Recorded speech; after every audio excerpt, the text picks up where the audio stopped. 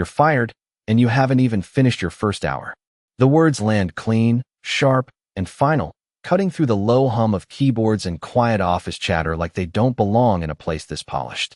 Sophie Miller stands frozen for half a second, her fingers still wrapped around a stack of onboarding papers she hasn't had time to read, her badge barely clipped onto her blazer, the plastic still smelling new. Around her, the open floor of Carter and Company headquarters stretches wide and bright, floor-to-ceiling windows pouring in late morning light, glass walls reflecting people who suddenly aren't looking at her directly, but definitely listening. It's her first day, first hour, and already over. She swallows, forcing her shoulders back, because that's what her mom always said, stand straight even when life bends you. "May I ask why?" she says, her voice steadier than she feels. Across from her, Ethan Carter, though she only knows him as Ethan, the interim operations manager, doesn't raise his voice, doesn't soften it either. "You hesitated," he says simply, glancing at the report on his tablet as if the decision is already archived. This role requires decisiveness. Sophie blinks. Hesitated. 30 minutes ago, a senior employee had told her to approve a rushed vendor invoice that didn't match the system numbers. She'd paused, asked a question. "That's all. I wanted to verify the discrepancy," she says quietly. That's not hesitation. That's responsibility. A flicker, just a flicker, passes through Ethan's eyes, but it's gone before she can name it. "In this company, delays cost money," he replies. "We can't afford uncertainty." The word uncertainty hangs there like a label being pinned onto her chest. A few desks over, someone shifts in their chair. Another pretends to type faster. No one steps in. No one ever does in moments like this. Sophie nods once, slow, controlled, because arguing won't change anything. Not here, not now. "Understood," she says, even though it isn't. She reaches up, unclipping the badge that had felt like a doorway just minutes ago, and sets it gently on the edge of his desk. Not tossed, not dropped, placed. A small act of dignity in a room that suddenly feels too big. She gathers her papers, turning before anyone can see the way her eyes threaten to give her away. The walk to the elevator feels longer than it should, 20 steps, maybe 25, but each one echoes louder than the last. Behind her, the office resumes its rhythm, like nothing happened, like people aren't already rewriting the story in their heads. She wasn't good enough. She presses the elevator button, staring at the brushed steel doors as they slide open, her reflection staring back. Neat bun, borrowed blazer, determination stitched into every line of her posture. Inside, the doors close with a soft, final click. For a moment, she lets her breath slip out, quiet and shaky, her hand tightening around the thin folder she still holds. She doesn't cry. Not here. Not for this. Because she knows something no one in that office bothered to ask. This wasn't just a job. It was rent. It was groceries. It was the last chance she had to keep everything from falling apart. And somewhere upstairs, in that glass-walled office he didn't even use, Ethan Carter stands still a second longer than necessary, his eyes lingering not on the numbers, but on the empty space where she stood, though if anyone asked, he'd say it was just another decision, just another day. The elevator dings softly as it reaches the ground floor, and Sophie steps out into the lobby where everything feels colder, quieter, like the building itself has already forgotten her name. The marble floors shine under the overhead lights, and people in tailored suits pass by without a glance, their conversations low and confident, their lives moving forward without interruption. She walks past the front desk, offering a polite nod to the receptionist who had smiled at her just an hour ago, but the woman only gives a tight, uncertain smile in return, as if she is not sure whether to acknowledge someone who no longer belongs. Outside, the late morning air carries a crisp edge, the kind that makes you aware of every breath, every step, every thought you cannot ignore. Sophie pauses at the top of the wide concrete stairs, gripping the strap of her worn leather bag, her mind already racing through numbers she has memorized too well.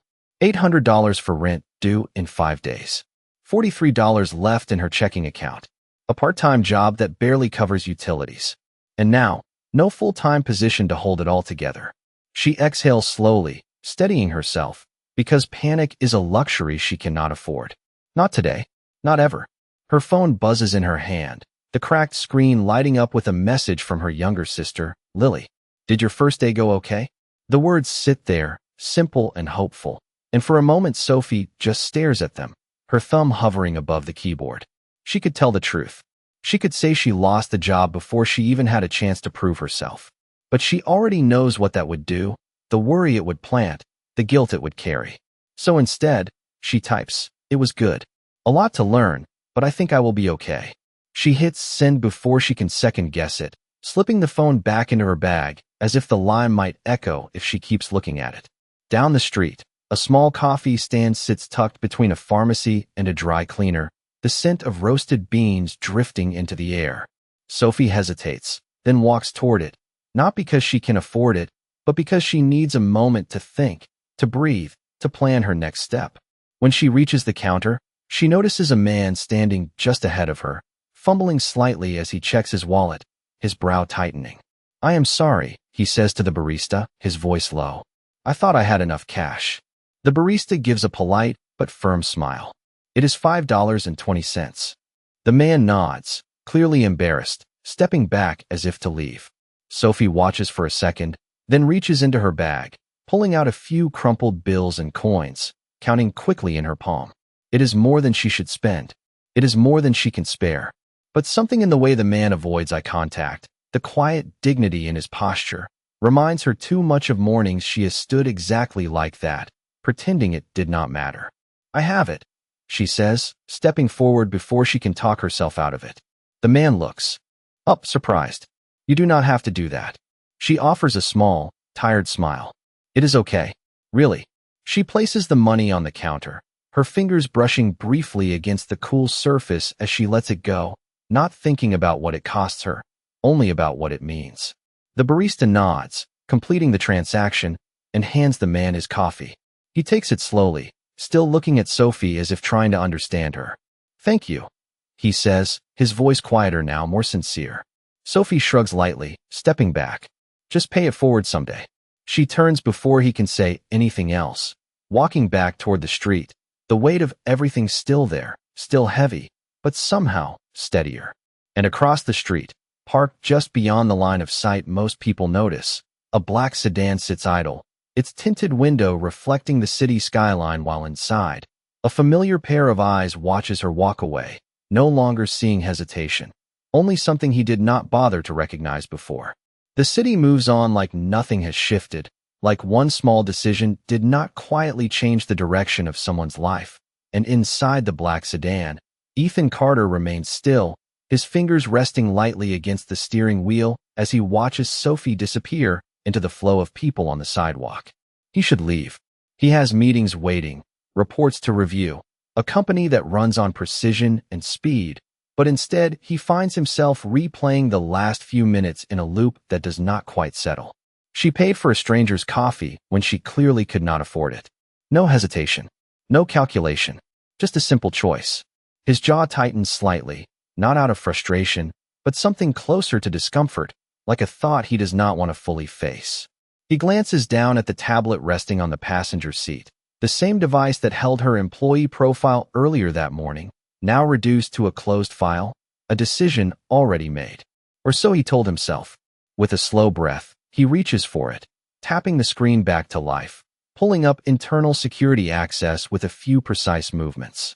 Within seconds, the lobby cameras from earlier appear, black and white footage rolling. Back to the moment Sophie stood at the front desk, asking a question no one else bothered to ask. He watches her again, not as a passing memory, but as evidence. The vendor invoice, the hesitation, the pause that he had labeled as weakness. He zooms in slightly, his eyes narrowing as he catches what he missed before, the numbers on the document not matching the system display, the subtle shift in the senior employee's posture when she pointed it out, the way Sophie did not back down even when the room expected her to. Ethan leans back slowly, the realization settling in with uncomfortable clarity. She was right. Not uncertain, not unprepared, just careful, honest. The exact qualities he claims to value in every leadership meeting he has ever led. His grip on the tablet tightens just enough to feel it. For a long moment, he says nothing, the silence inside the car heavier than any boardroom debate. Then, Almost without thinking, he taps another command, pulling up a different camera feed, this time from the hallway outside the operations floor. The footage shows Sophie leaving, her steps steady, her expression controlled. No scene, no argument, no attempt to defend herself beyond a single sentence. She walked away with dignity.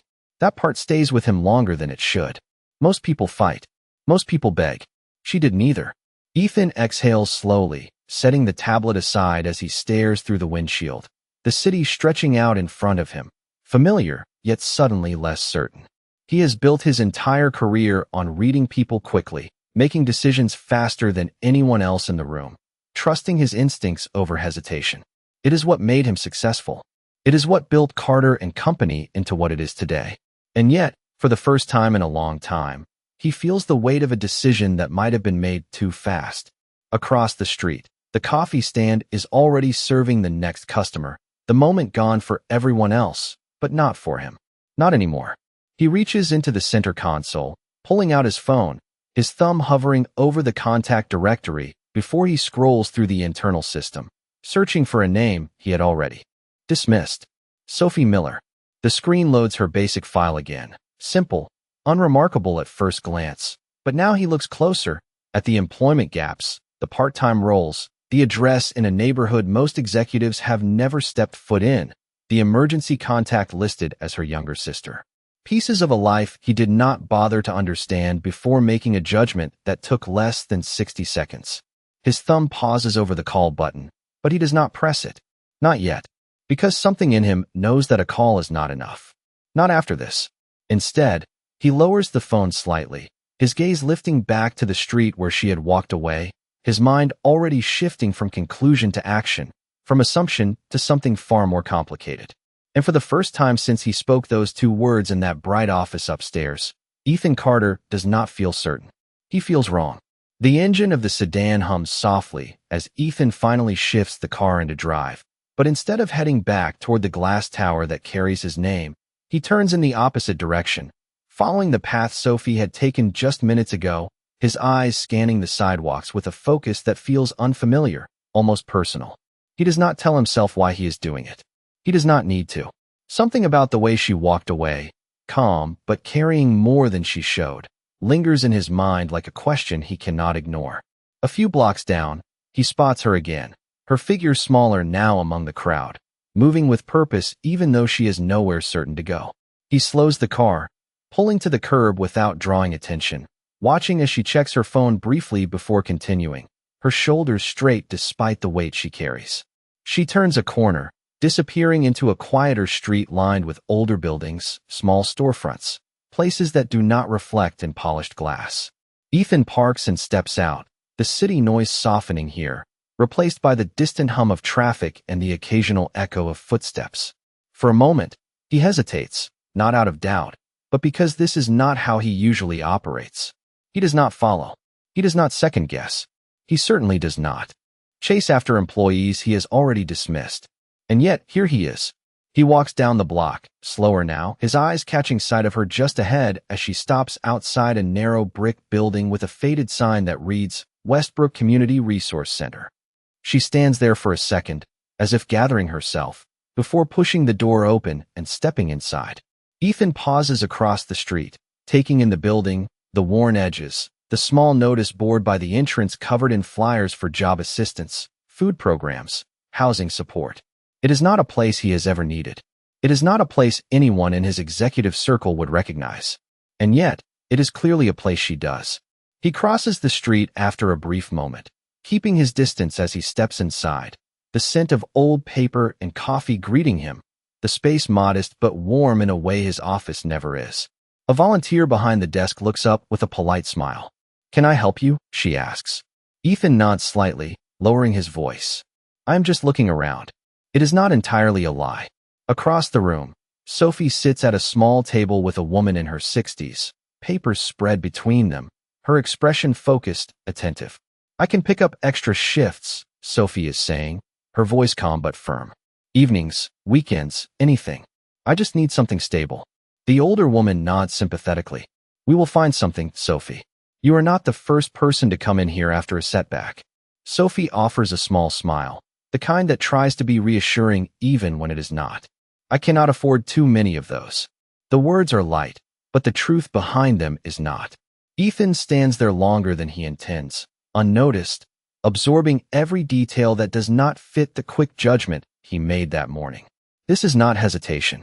This is resilience. This is someone who keeps moving forward even when the ground shifts beneath her. He feels something shift in him again, deeper this time, not just recognition, but responsibility. Because now he knows. And knowing changes everything. He steps back quietly, leaving the building as unnoticed as he entered, the door closing softly behind him as the weight of what he has seen settles in fully. Back on the sidewalk, he reaches for his phone again, this time without hesitation, his thumb moving with purpose as he pulls up her file once more, his next decision no longer driven by instinct alone, but by something far more deliberate. Because calling her back is no longer enough. Not after this. The moment Ethan steps back into his car, the world feels quieter than it should, like the noise of the city cannot quite reach him anymore. And for once, he does not start the engine right away. Instead, he sits there, phone in hand, staring at Sophie Miller's name on the screen as if it now carries a weight it did not have before. Just hours ago, she was a line item, a decision, a dismissal. Now, she is something else entirely. He exhales slowly, leaning back into the seat, his mind moving through what he has seen with a precision that has always defined him. But this time, the conclusion does not come as easily. Because this is no longer about performance metrics or efficiency. This is about judgment. His judgment. And for the first time in a long time, he does not trust it. He unlocks the phone and dials a number from memory. It rings once before a calm, professional voice answers. Claire speaking. Ethan's tone is steady, but there is an edge beneath it that does not go unnoticed. Claire, I need the full onboarding audit for today's intake. Specifically the operations floor. There is a brief pause on the other end, papers shifting, keys clicking. Of course. Is there an issue? Ethan glances out the windshield, his eyes unfocused for a second. There might be. Pull the vendor approval logs from this morning as well. I want to know who authorized that invoice. Another pause, shorter this time. I will have it ready within the hour. He ends the call without another word, lowering the phone as his gaze hardens slightly, not with anger, but with clarity. Because if Sophie was right, and the numbers were off, then this is not just a mistake. It is a system failure. And he does not tolerate failures he can fix. Inside the community center, Sophie finishes gathering the papers in front of her, thanking the older woman with a quiet sincerity that does not ask for pity, only for a chance. I will check the listings you mentioned, she says, standing and adjusting the strap of her bag again. And I can come back tomorrow if anything opens up. The woman nods warmly. We will keep looking. You are doing everything right, Sophie. Sometimes it just takes time. Sophie smiles, but there is a flicker behind it, a quiet awareness that time is exactly what she does not have.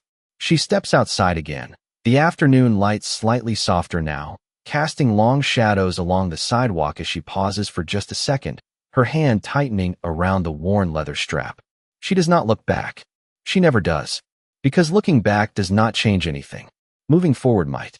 Across town, Ethan's car pulls into the underground garage of Carter and Company, the polished concrete reflecting the controlled world he built piece by piece.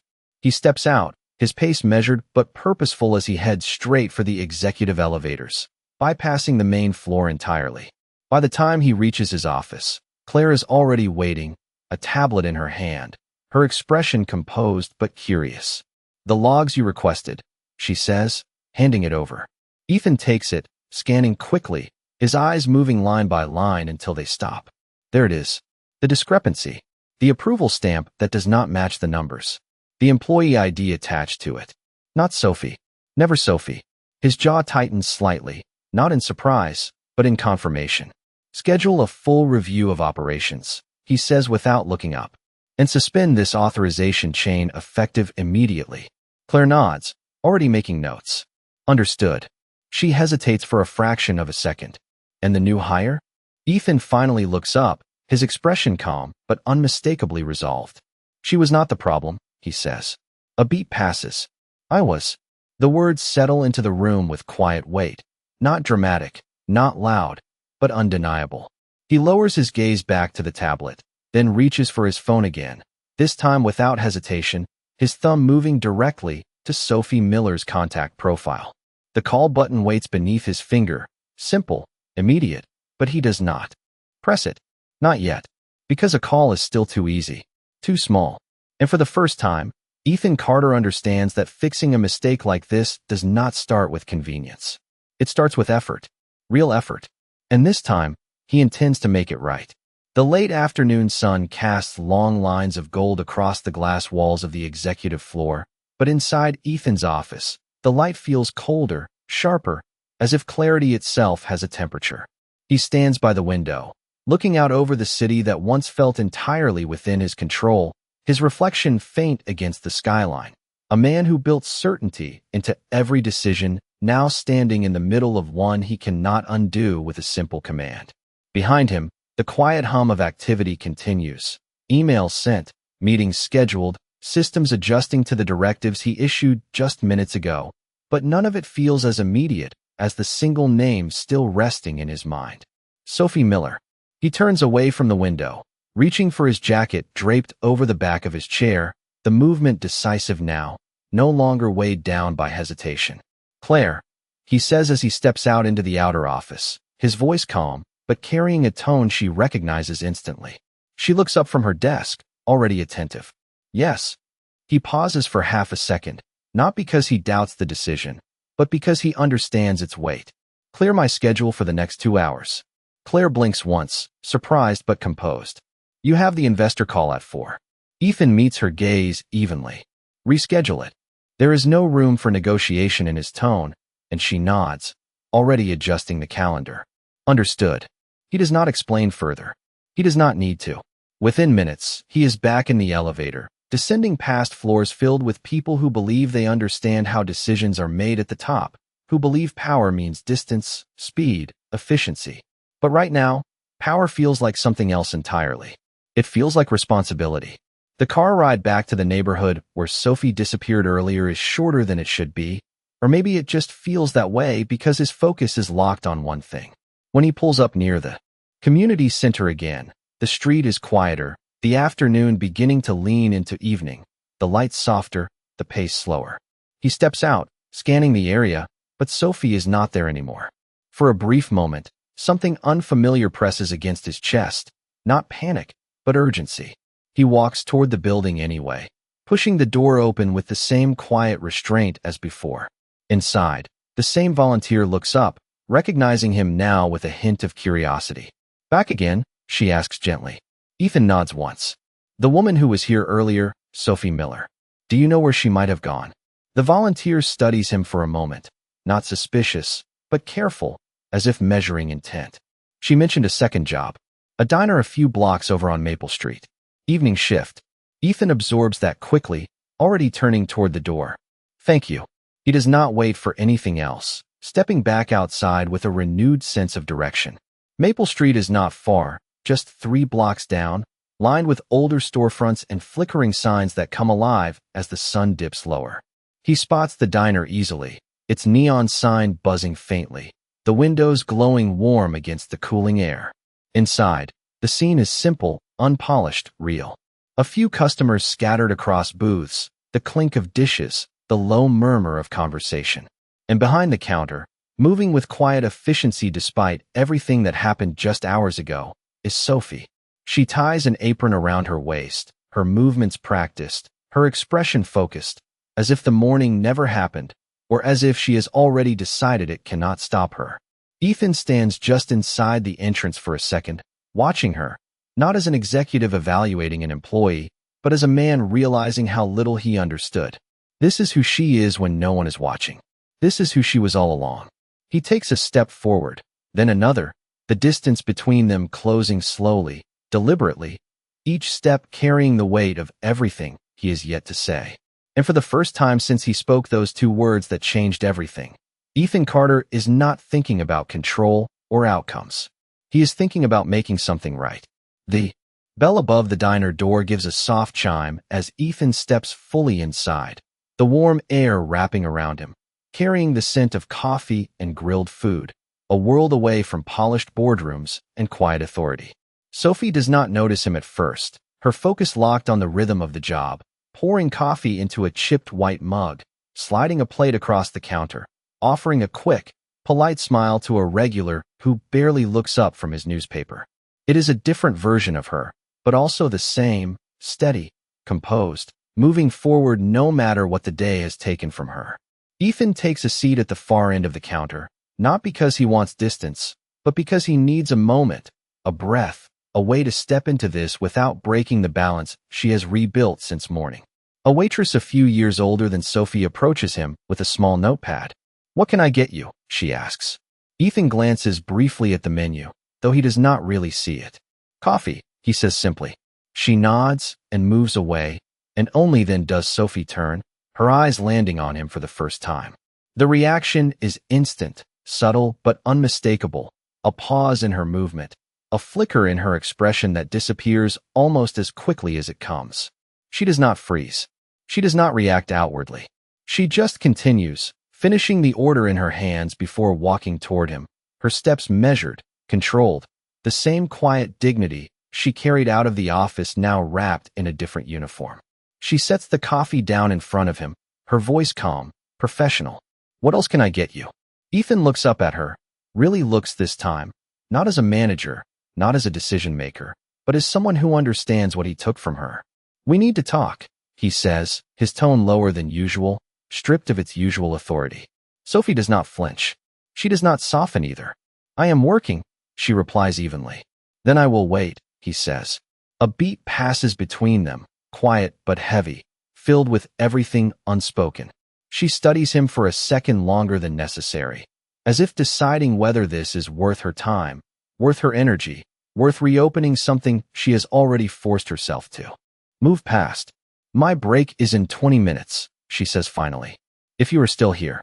She turns before he can respond, walking back down the counter, picking up another order, continuing her shift as if he is just another customer. Ethan nods slightly to himself, accepting the boundary without argument, something he is not used to doing. He wraps his hands around the coffee cup, the heat seeping into his palms, grounding him in a way that feels unfamiliar but necessary. 20 minutes is nothing in his world. Deals are made in less time. Decisions that affect thousands happen faster. But right now, those 20 minutes feel earned, like a space he has to respect if he wants any chance of being heard. Around him, the diner continues its quiet rhythm, the clatter of dishes, the murmur of conversations, the hum of a place where people come not for perfection, but for something real. And as he watches Sophie move through it, steady and unshaken despite everything, Ethan understands something with a clarity that does not leave room for doubt. This conversation is not about offering her a job back. It is about proving that she was never someone he had the right to dismiss in the first place.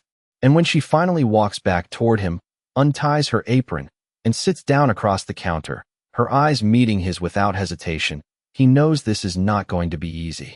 "You have 5 minutes, she says quietly. And for the first time in a long time, Ethan Carter does not try to control the outcome. He simply begins. The seconds stretch between them, quiet but heavy. As Sophie sits across from Ethan with her hands loosely folded on the counter, her posture straight, her gaze steady in a way that makes it clear she is not here to be convinced easily. "You said you had something to say," she reminds him, her tone calm but firm, not unkind, just guarded. Ethan nods once, the words he has used so easily in boardrooms suddenly feeling inadequate, too polished for a moment that demands something real. "I made a mistake," he begins, his voice lower than usual, stripped of its usual certainty. Sophie does not react right away, but there is a slight shift in her expression, not surprise, but expectation, as if she has heard versions of that sentence before. "You did," she says simply. No anger, no softness, just truth. Ethan exhales slowly, accepting it without defense. "I reviewed the logs," he continues. "The invoice you questioned was incorrect. You were right to stop it." Sophie's fingers tighten slightly against each other, a small reaction she does not fully hide this time. "Then why did you fire me?" she asks, and now there is something else in her voice, not loud, not emotional, but deeper, a question that matters more than the job itself. Ethan meets her gaze without looking away. "Because I did not take the time to understand what you were doing." I saw hesitation where there was responsibility. The words settle between them, honest in a way that does not try to soften the impact. Sophie looks down for a brief second, her eyes tracing the edge of the counter before lifting back to him. That is not a small mistake, she says quietly. That is someone's livelihood. Ethan nods again, more firmly this time. I know. A beat passes, the noise of the diner filling the space around them, plates clinking, a door opening and closing, life continuing while this moment stands still. I also know that saying I was wrong does not fix what I did, he adds. And I am not here just to say that. Sophie studies him carefully now, as if weighing every word, every pause, every shift in his tone. Then why are you here? She asks. Ethan does not answer immediately. Instead, he reaches into his jacket and places a simple envelope on the counter between them, not sliding it forward, just setting it there. I corrected the issue internally, he says. The approval chain has been suspended, and the people responsible are being reviewed. Sophie glances at the envelope but does not touch it. That still does not explain why you are here, she says. Ethan leans forward slightly, his voice quieter now, but clearer than before. Because I should not have made that decision from a distance. And I am not asking you to come back to work because it is convenient or because I realized you were useful. He pauses, choosing his next words carefully. Deliberately. I am asking because I understand now that I judged you without giving you a fair chance. And that is not the kind of company I want to run. Sophie's eyes hold his, searching for something, sincerity, maybe, or proof that this is not just another well-delivered explanation.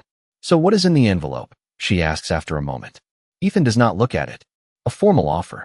Your position reinstated, with full pay from today and a different reporting structure. He lets the words sit, then adds, but that is not the point.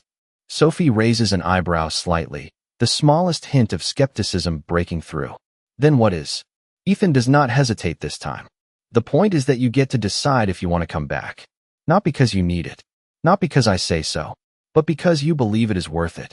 The honesty in that sentence lands differently, quieter, heavier, and for the first time since she sat down, Sophie does not respond right away. She looks at the envelope again, then back at him, her expression no longer guarded in the same way, but not open either. Something in between. Something real. And in that moment, Ethan understands that this is not about fixing a mistake quickly. This is about earning something he never gave her in the first place. Respect. For a long moment, neither of them moves, the envelope resting between them like a quiet line that neither has crossed yet, and Sophie finally reaches out, not to take it, but to turn it slightly, her fingers brushing the edge as if testing whether it carries weight or just words. She exhales slowly, her gaze lowering for a second before lifting back to Ethan, clearer now, steadier. You are right about one thing, she says, her voice calm but no longer guarded in the same way. I do get to decide. Ethan nods once, not interrupting, not pushing, something in him understanding that this moment belongs entirely to her. Sophie glances around the diner, at the familiar space, the chipped counter, the quiet rhythm of people who show up every day because they have to, because they do not have the luxury of walking away without a plan. I needed that job, she continues, not accusing, just stating a fact. Not for a career, not for ambition, just to keep things stable. The word lingers, heavier than it sounds, carrying everything she has not explained out loud. Ethan listens without breaking eye contact, absorbing each word as something earned, not given.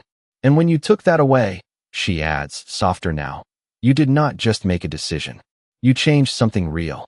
There is no anger in her tone, but there is truth, and it lands deeper because of that. Ethan lowers his gaze briefly, then looks back at her, his voice quiet but certain. I know, and I cannot undo that, but I can choose what I do next. Sophie studies him for a second longer, then finally lifts the envelope, opening it slowly, her eyes scanning the contents, the formal language, the offer, the structure, everything designed to fix what can be measured. She closes it again just as carefully, setting it back down between them. This is generous, she says, and then, after a small pause, but it is also easy. Ethan does not argue. He nods once, because he understands what she means. Money is easy. Positions are easy. Systems can be changed with a decision. But trust does not work like that. Then do not make it easy, he says quietly. Sophie's eyes flicker slightly at that, not expecting the answer, not dismissing it either. If I come back, she says slowly, choosing each word with care, it is not because I need the job. It is because I believe the place I am walking into is different from the one I walked out of this morning. Ethan leans forward just slightly, his voice steady. It will be. Sophie tilts her head a fraction, a faint trace of something almost like a smile touching the corner of her lips, not fully there, but not absent either. That is not something you tell me, she replies. That is something you show me. The words settle between them, simple, direct, leaving no room for interpretation. Ethan nods again, more firmly this time. Then I will. Another quiet moment passes, the noise of the diner continuing around them, life moving forward as it always does. Sophie picks up the envelope again, holding it this time, not just touching it, her fingers curling around the edge as if acknowledging its presence in a different way. I will come in tomorrow, she says finally. Not to accept anything, just to see. Ethan allows himself the smallest breath of relief. Not visible, not spoken, but real. That is enough, he says. Sophie stands, tying her apron back around her waist, the break over, the decision not final, but moving. Before she turns away, she looks at him one more time, her gaze steady, grounded. You did not call me back, she says quietly. You came to find me. Ethan meets her eyes, understanding the difference now in a way he had not before. I had to, he answers. And as she walks back into the rhythm of the diner, carrying both the weight of her reality and the possibility of something new, Ethan remains where he is for a second longer, no longer the man who made a quick decision, but the one who chose to follow it all the way to the truth, knowing that what comes next will not be built on power, but on something far more difficult to earn and far more worth keeping.